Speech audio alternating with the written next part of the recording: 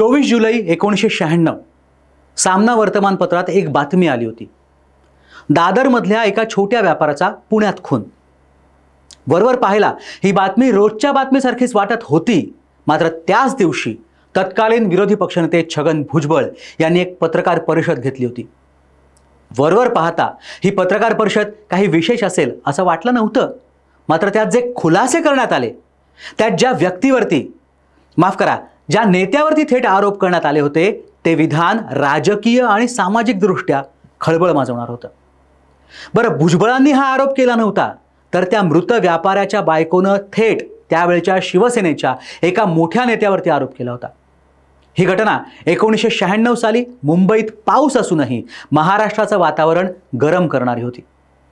रमेश किणी असं हत्या झालेल्या त्या व्यापाऱ्याचं नाव होतं आणि ज्या महिलेनं आरोप केले होते ती महिला रमेश किणी यांची पत्नी शीला किणी, आणि आरोप ज्या नेत्यावरती झाले होते तो नेता म्हणजे राज ठाकरे। अवघ्या महाराष्ट्रात खळबळ माजवणाऱ्या, खुद्द बाळासाहेबांची चिंता वाढवणारी ही बातमी काय होती? रमेश किणी हत्या प्रकरण काय होतं आणि त्यात राज ठाकरे यांचा काय संबंध होता, यावरती आपल्याला या व्हिडिओच्या माध्यमातून बोलायचं आहे। मात्र त्याआधी कृपया घेऊन टाक या तुमच्या चॅनलला सबस्क्राईब करा, व्हिडिओला लाईक करा आणि नवे व्हिडिओ पाहण्यासाठी कृपया बेल आयकॉनवरती क्लिक करा। नमस्कार, मी दिलीप आणि कॅमेरा मागे आहे मनोज मांडवकर। 23 जुलै 1996 रोजी पुण्यातल्या अल्का टॉकीजमध्ये जॉन ट्रेव्होल्टा यांचा ब्रोकन ॲरो या चित्रपटाचा नाईट शो सुरू होता आणि अचानक एक खळबळ उडाली, कारण तिथे एका व्यक्तीचा मृतदेह आढळला होता। पुणे पोलिसांनी हा मृतदेह ससून रुग्णालयात पाठवला आणि इस्चेमिक हार्ट डिसीजने या व्यक्तीचा मृत्यू झाल्याचा अहवाल रुग्णालयानं दिला। खास म्हणजे ज्या अल्का टॉकीजमध्ये हा मृतदेह आढळला होता त्या अल्का टॉकीजच्या समोरच विद्यार्थी सेनेचं कार्यालय होतं। दुसऱ्या दिवशी पेपरमध्ये एक छोटीशी बातमी आली, दादरच्या व्यापाराचा पुण्यात मृत्यू। 24 जुलै रोजीच मग ती पत्रकार परिषद झाली आणि त्या छगन भुजबळ यांच्यासोबत एक महिला होती, नाव शीला रमेश किणी। माझ्या पतीचं अपहरण करून त्यांची हत्या करण्यात आली आणि त्यात राज ठाकरे यांचाही समावेश असल्याचं विधान शीला किणी यांनी केलं आणि त्याने एकच खळबळ उडाली। राज ठाकरे तोवर शिवसेनेत बाळासाहेबांच्या पंखाखाली आपली राजकीय कारकीर्द घडवत होते, ते शिवसेनेचे नेते होते। अचानक राज ठाकरे यांचं नाव घेण्याचं कारण काय, असा प्रश्न त्यावेळेस शीला किणी यांना विचारण्यात आला असता त्यांनी एका गोष्टीकडे पत्रकारांचं लक्ष वेधलं। मात्र त्याआधी सांगतो की जेव्हा रमेश किणी यांचा मृतदेह सापडला तेव्हा त्यांच्या खिशात एक चिठ्ठी सापडली होती। त्या चिठ्ठीत माझ्या मृत्यूची 2 कारणं या पत्रात आहेत, ती पत्र वकिलांकडे दिली आहेत असं लिहिलं होतं। आता येऊ शीला किणी यांच्याकडे। ती 2 पत्र ॲडव्होकेट प्रकाश लाड यांच्याकडे होती। 23 जुलैच्या सकाळी रमेश किणी सामना कार्यालयात जाण्यापूर्वी प्रकाश लाड यांना भेटले होते आणि त्यांनी ती पत्र लाड यांना दिली होती।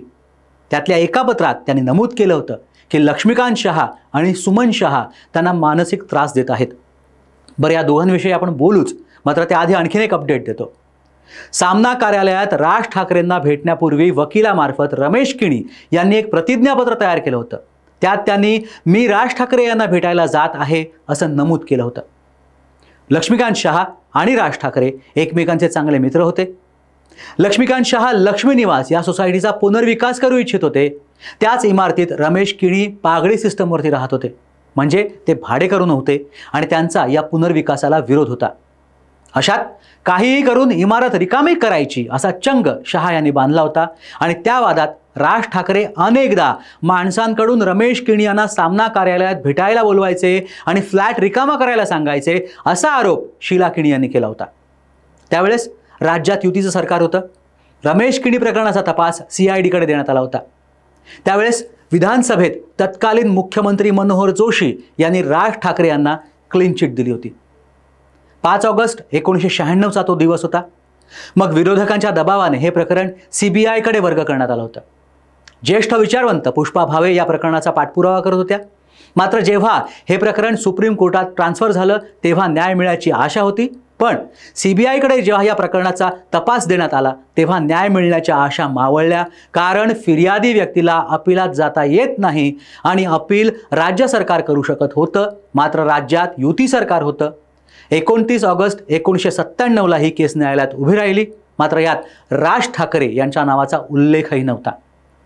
लक्ष्मीकांत शहा, सुमन शहा आणि आशुतोष राणे अशी 3 नावं होती। त्यांच्यावरती खंडणी आणि आत्महत्येस प्रवृत्त करणं अशी कलमं लावण्यात आली होती. पुढे 9 ऑगस्ट 2002 रोजी सेशन्स कोर्टानं या प्रकरणातनं तिघांनाही दोषमुक्त केलं होतं. 16 मार्च 2011 रोजी शीला किणींना हार्ट अटॅक आला आणि त्यात त्यांचं निधन झालं, तर त्यांचा मुलगा निखिल अमेरिकेला स्थायिक झाला. एक गोष्ट मात्र नक्की की या केसमुळे राज ठाकरे यांची शिवसेनेवरची पकड कमी झाली आणि उद्धव यांनी ती संधी आयतीच साधली. मात्र CIDच्या चौकशीला राज ठाकरे यांना वारंवार जायला लागलं हे नक्की आहे. तुम्हाला हा व्हिडिओ कसा वाटला ते कमेंट बॉक्समध्ये कमेंट करून नक्की सांगा. आणखी कोणाबद्दल तुम्हाला व्हिडिओ पाहायला आवडेल तेही सांगा. आणि हा व्हिडिओ शेवटपर्यंत पाहिलात त्याबद्दल धन्यवाद.